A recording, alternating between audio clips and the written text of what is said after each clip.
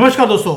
Modi ji China में मुझे लगता है चाइना का नुकसान करने आए थे। यहाँ पर उनके पैरों के नीचे से ज़मीन खिसका दी, बल्कि सारा फोकस था कि शी जिनपिंग और मोदी जी की जो मीटिंग होगा उसमें होगा क्या। और मोदी जी ने पूरा बिजनेस चाइना के हाथों से निकाल दिया और ये चाइना में जब बैठे हुए थे तब ये हरकत हुई है। आप ये सोच के देखिए कि आज की वीडियो में अगर आपका सीना चौड़ा ना हुआ या आपने लाइक सब्सक्राइब और शेयर ना किया तो फिर आप भी सनातनी नहीं। एनीवेज, मैं धमकी दे रहा हूँ, आपको समझ सकते हैं कि मैं क्या कह रहा हूँ। अब आते हैं कि जब दुनिया वॉच कर रही थी कि दुनिया में मोदी जी क्या करेंगे चाइना में बैठकर, हमने एक काम कर दिया। पीयूष गोयल जी ने अनाउंस किया कि जो बिगेस्ट हाउसिंग, जो एक मैं बोलूँगा कि ये धांधली करी है भारत ने। चाइना ये सारी कंस्ट्रक्शन करता था, 1 लाख 2 लाख नहीं 10 लाख घर ऑस्ट्रेलिया के अंदर जो चाइना को कॉन्ट्रैक्ट मिलना था वो मोदी जी ने खुद ले लिया। $500 बिलियन का ये प्रोजेक्ट है। 500 बिलियन का मतलब समझते हैं आप? 500 बिलियन का मतलब है आधा trillion dollar, almost 20-25% of our GDP. ये अपॉर्चुनिटी ऐसी है जो हिस्टोरिक है। चाइना ये बिजनेस लेके जाने वाला था, हम ले गए। और जो हमारे कॉमर्स मिनिस्टर पीयूष गोयल जी हैं, मैंने दिखाया अभी आपको, उन्होंने बोला कि हम एक जो ऑस्ट्रेलियन ऑफिशियल्स हैं उनके साथ हमारी बात हो गई है and we are emerging in this revolutionary जो चीज़ है उसके अंदर हमारी एंट्री हो रही है पहली बार। दोस्तों, पिछले 10 साल से 15 साल से ऑस्ट्रेलिया मकान बनवा रहा था चाइना से, लेकिन वो स्ट्रगल कर रहे थे। स्ट्रगल इसलिए कर रहे थे, एक तो वहाँ पर हाउसिंग की क्राइसिस है, दूसरा उनको घर चाहिए, लेकिन जो क्वालिटी चाइना दे रहा था वो बहुत ही घटिया थी। ये मुझे आपको बताने की ज़रूरत नहीं है, क्योंकि जो चाइनीज़ कंस्ट्रक्शन कंपनीज हैं उनका जो मटेरियल था वो सब स्टैंडर्ड का था। घर हैं वो टूट टूट के नीचे गिर रहे थे, डिफेक्टिव मटेरियल थे, पुअर क्राफ्टमैनशिप था, इंजीनियरिंग ज़ीरो थी, कॉर्नर कटिंग हो रही थी, रिश्वत देकर वो अपना काम करवा रहे थे। ऑस्ट्रेलियंस का दिमाग खराब हो गया कि यार ऐसी क्वालिटी हमें नहीं चाहिए। Now they want quality, reliability और वैल्यू फॉर मनी। इसलिए उन्होंने भारत को चूज़ किया है। ये सिर्फ एक कंस्ट्रक्शन कॉन्ट्रैक्ट की बात नहीं है, ये भारत की एक पोजीशन को भी दिखाता है कि अब जो नया कंस्ट्रक्शन का सुपर हाउस बनेगा वो हम बनेंगे और चाइना को एक एक कर एक इंडस्ट्री में हम रिप्लेस करते जा रहे हैं। क्यों? क्योंकि चाइना हर मार्केट में घुसता तो है लेकिन सस्टेन नहीं कर पाता। और ये वर्ल्ड की मोस्ट ल्यूक्रेटिव मार्केट है कंस्ट्रक्शन की, जिसके अंदर मोदी जी ने घात लगाई है। मतलब कि वहाँ पर मोदी जी चाइना में बैठे हैं और चाइना जहाँ जहाँ पे बिजनेस कर रहा है वो हम एक एक करके इनके पैरों के नीचे से निकाल के जा रहे हैं। आप समझ सकते हैं इसका इम्प्लीकेशंस क्या है। मतलब कि एक तरफ तो ये फोटो है शी जिनपिंग के साथ, दूसरी फोटो ये है जहाँ पर एक भिखारी उनके सामने खड़ा है भीख मांगने के लिए, और तीसरा ये है कि पीयूष गोयल जी ने सारा कुछ छीन लिया चाइना के मुंह से। अब आप सोच के देखिए इसका मतलब क्या है। जब आपको $500 बिलियन का कॉन्ट्रैक्ट मिलेगा, भारत के वर्कर जाएंगे, क्योंकि आप ऑस्ट्रेलिया के वर्कर लेंगे तो आपकी कॉस्ट पूरा नहीं होगी, तो आपको भारत का वर्कर चाहिए, भारत का ही इंजीनियर चाहिए। भारत के जो प्रोजेक्ट मैनेजर्स हैं वो सारे उड़कर जाएंगे ऑस्ट्रेलिया में, वहाँ पे घर बनाकर देने के लिए ऑस्ट्रेलियन फैमिलीज़ को। और ये उल्टा काम हो गया BRI से। वो क्यों? क्योंकि BRI काम ही उल्टा करता है और हम BRI का उल्टा काम कर रहे हैं, हम सीधा काम कर रहे हैं। यानी कि चाइना वो बिल्ड तो करता है इंफ्रास्ट्रक्चर को, लेकिन दूसरे कंट्रीज़ को कंट्रोल करने के लिए, और उसके बाद जो क्वालिटी देते हैं वो ऑस्ट्रेलिया वाले से पूछ लीजिए। ये उन्होंने बैन कर दिया है, कोई भी अगर ये मटेरियल चाइना से बन के आएगा वो अलाउ नहीं करेंगे। और हमारे यहाँ पर हम बिल्ड कर रहे हैं होम्स ताकि लोगों की ज़िंदगियाँ बेटर हों, ना कि उस कंट्री को हमने अपने चंगुल में फंसाना है। दूसरी बात, ऑस्ट्रेलिया ने हमें चूज़ क्यों किया? जब उन्होंने देखा कि आवास योजना में हमने करोड़ों घर बना के दे दिए पिछले कुछ सालों में, तो नाउ ऑस्ट्रेलिया से कि आपके पास तो एक ट्रैक रिकॉर्ड है, घर भी अच्छे हैं, तो आप ये वाला काम हमें भी बना के दीजिए। तो ये जो नंबर्स हैं 1 मिलियन हाउसेज, यानी कि 10 लाख घर, वो भी ऑस्ट्रेलियंस के लिए। ये कोई वो नहीं है एक एक दो कमरे के बेडरूम है। मैंने ऑस्ट्रेलिया में जाकर देखा है उनके रियल एस्टेट के हाउसेज होते हैं, भी मज़ा आता है। इसका मतलब है कि अब हमारे हंड्रेड्स नहीं, थाउजेंड्स नहीं, लाखों वर्कर वो काम करेंगे ऑस्ट्रेलिया में जाकर। बिलियंस ऑफ डॉलर्स की फॉरेन एक्सचेंज वो भारत में आएगी। $500 बिलियन एक प्रोजेक्ट में, यानी कि अब कंस्ट्रक्शन जो कंपनीज हैं उनके शेयर बढ़ने वाले हैं भारत के अंदर। और दूसरा, जो इंटरनेशनल मार्केट के अंदर हमारी क्रेडिबिलिटी जो है वो प्रूव होगी। एक रिपल इफेक्ट होता है हर चीज़ का, एंड दैट मीन्स जो ऑस्ट्रेलिया है उन्होंने भारत को चूज कर एक मैसेज दे दिया दुनिया को कि चाइना के पास जंगल में मत फंसना, ये भारत ठीक है। यानी कि उन्होंने डिफेक्टिव चाइनीज मटेरियल का भंडा फोड़ दिया। अब जितने भी बड़े बड़े प्रोजेक्ट्स हैं दुनिया में, वो कहेंगे यार चाइनीज प्रोजेक्ट मैनेजर नहीं चाहिए, इनका मटेरियल नहीं चाहिए, इनकी कंपनियां नहीं चाहिए, क्योंकि इनकी जो वर्कमैनशिप है वो घटिया होती है।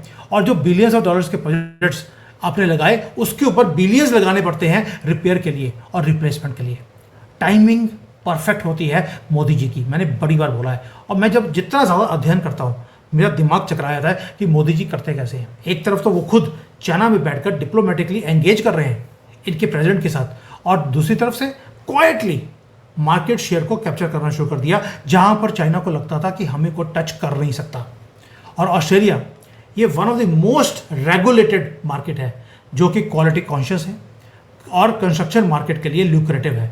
और अगर वहां पर हम सक्सीड कर गए, अब ये समझ लीजिए दुनिया की कोई ऐसी कंट्री नहीं है जो हमें नोटिस नहीं करेगी और हमें एम्प्लॉय नहीं करेगी, हमें कॉन्ट्रैक्ट नहीं देगी। ये इकोनॉमिक वॉरफेयर है एट इट्स फाइनेस्ट। कोई टैंक नहीं चाहिए आपको, कोई मिसाइल नहीं चाहिए, सिर्फ superior engineering, better material and honest business practices जो भारत की कंपनियों के अंदर होती है।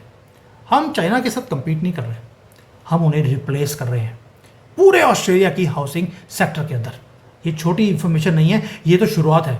जो पहला कॉन्ट्रैक्ट है वो 500 बिलियन डॉलर का है, ये बढ़ता जाएगा और दूसरे कंट्री से भी बिलियंस ऑफ डॉलर्स के प्रोजेक्ट्स आएंगे। मैं क्यों बोल रहा हूँ? क्योंकि ऑस्ट्रेलिया आपका रास्ता खोलता है न्यूजीलैंड के लिए, कनाडा के लिए, पैसिफिक पूरे एरिया के लिए, यहाँ तक कि यूनाइटेड स्टेट्स को भी कल को घर चाहिए होंगे, क्योंकि डोनाल्ड ट्रंप को तो उन्होंने निकाल ही देना है 4 साल के बाद, उसको भी बेचारा बेघर हो जाएगा, उसको घर चाहिए होगा। तो हो सकता है हमें बोले मोदी जी मेरा घर ही बना दो, मोदी जी बोलेंगे 50% एक्स्ट्रा प्राइस पे दूंगा। आप समझ सकते हैं मैं क्या बोल रहा हूँ।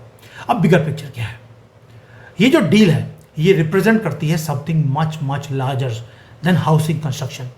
ये एक और चीज़ बताती है कि भारत इमर्ज कर रहा है ग्लोबल पार्टनर की तरह क्रूशियल इंफ्रास्ट्रक्चर के अंदर। आज जो चाइना को देखो आप, जब China belt and road initiative शुरू करता है, वो डेट ट्रैप में लोगों को फंसाता है और उन्हें डिपेंडेंट करता है चाइना के ऊपर। लेकिन भारत की अप्रोच बिल्कुल ही डिफरेंट है। हम म्यूचुअल रिस्पेक्ट, म्यूचुअल प्रॉस्पेरिटी की हम बात करते हैं। दुनिया नोटिस करती है इन चीज़ों को जो मोदी जी बार बार जाकर बोलते हैं। मोदी जी ने चाइना में बैठकर बोल दिया कि BRI फेल है, क्योंकि ये कंट्रीज़ की जो सॉवरेनिटी है उसको चैलेंज करती है। हम भी कर रहे हैं प्रोजेक्ट्स, लेकिन किसी की सॉवरेनिटी को हमने टच नहीं किया। ये कहाँ बोल रहे हैं? चाइना में बैठकर शी जिनपिंग के मुंह पे बोला है। आप इमेजिन कर सकते हैं ये मोदी जी की हिम्मत क्या है।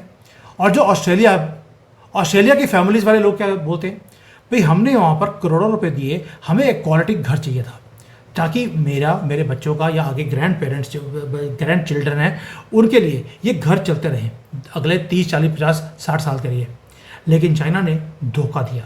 अब इंडियन वर्कर्स वहाँ पे जब जाएंगे तो वहाँ पर एक इंटरनेशनल एक्सपीरियंस मिलेगा उनको।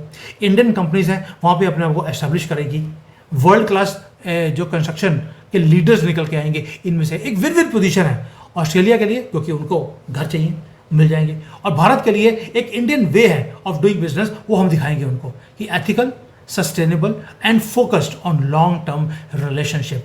हम सस्ते का काम नहीं करते, हम अच्छे का काम करते हैं। दोस्तों, जो हाउसिंग क्राइसिस है ऑस्ट्रेलिया में ये रियल है और अर्जेंट नीड है उनकी। उन्हें हमारी एक्सपर्टाइज की ज़रूरत है, हमारी वर्क फोर्स की ज़रूरत है, हमारी कमिटमेंट की ज़रूरत है। और हमारी जो कंपनीज हैं वो तो हमेशा ही एक्सेल करती हैं। और राम मंदिर 2 साल में बना लिया, 500 साल से पेंडिंग था। ये काम होता है स्पीड का भी और क्वालिटी का भी। ये एक क्लैरिटी है कि हम स्पीड पे काम ना करते हों कोई दिक्कत नहीं है, लेकिन क्वालिटी का प्रोडक्ट बनाकर ही देंगे। ना कोई चैरिटी है, जितना बोला है उतने पैसे लेंगे और उतना जितनी क्वालिटी बोली है उससे ज़्यादा करके भी देंगे। यानी कि हमने अब ग्लोबल प्रॉब्लम्स को भी सॉल्व करना शुरू कर दिया, क्योंकि हमने उन जो अपने देश की प्रॉब्लम्स थी पहले उनको सॉल्व किया, फिर दुनिया की प्रॉब्लम्स को अब सॉल्व करने का हमारे अंदर हिम्मत भी आ गई है और कैपेसिटी भी है। और ये एक मैसिव अपॉर्चुनिटी है भारत के लिए, भारत की कंपनीज के लिए और हमारे लोगों के लिए। कई लोग बोलते हैं यार जॉब कितने, गवर्नमेंट का काम जॉब क्रिएट करने का नहीं है, उनका काम है ऐसी अपॉर्चुनिटीज़ को क्रिएट करने का। जॉब आपको क्रिएट करनी पड़ेगी। और अब जब हमारी कंपनियां वहाँ पर एम्प्लॉय होगी तो जॉब आपको ऑटोमेटिकली मिल जाएगा। भाई आप तो चाहते थे कि इंडिया में जॉब मिले, आपको तो फॉरेन में जॉब मिल रही है, और क्या चाहिए। यानी कि एक हिस्टोरिकल डील अनफोल्ड हो रही है। दोस्तों ये सिर्फ बिगनिंग है, ये सिर्फ शुरुआत है। इसके बाद बहुत बड़ी बड़ी डील्स होने वाली हैं। और ये हाउसिंग इन ऑस्ट्रेलिया है, कल को ये इंफ्रास्ट्रक्चर इंडो पैसिफिक में जाएगा। इंडो पैसिफिक तो ऑलरेडी आपके हाथ में है। यानी कि हम अपने आप को अब सिर्फ प्रिपेयर नहीं कर रहे, हम पार्टिसिपेट भी कर रहे हैं ग्लोबल इकोनॉमी के अंदर। हम उसे रीशेप भी करने वाले हैं। घर जब हमारे बनाए जाएंगे, हमारे लोगों के बनाए जाएंगे, आप समझ सकते हैं कि पूरी की पूरी डायनामिक्स आपने चेंज कर दी। और जो हमारी इंडियन कंस्ट्रक्शन कंपनीज हैं वो अब एक्सेल करेंगी, क्योंकि अब इंटरनेशनल वो स्टैंडर्ड्स पे काम करेंगे, वहाँ पर सीख के आएंगे और दुनिया नोटिस कर रही है। दोस्तों इसको बोलते हैं सारी उंगलियाँ घी में। मोदी जी वहाँ पर शी जिनपिंग की नज़रें कहीं और थी और पीछे से $500 बिलियन का धंधा उनके हाथ से छीन लिया। इसके बाद भी आप बोलते हैं कि मोदी है तो मुमकिन नहीं है, तो प्लीज़ अपना DNA चेक करा लेना, कहीं मिक्सिंग ना होगी हो राहुल गंदगी की तरफ से। थैंक यू, जय हिंद, वंदे मातरम।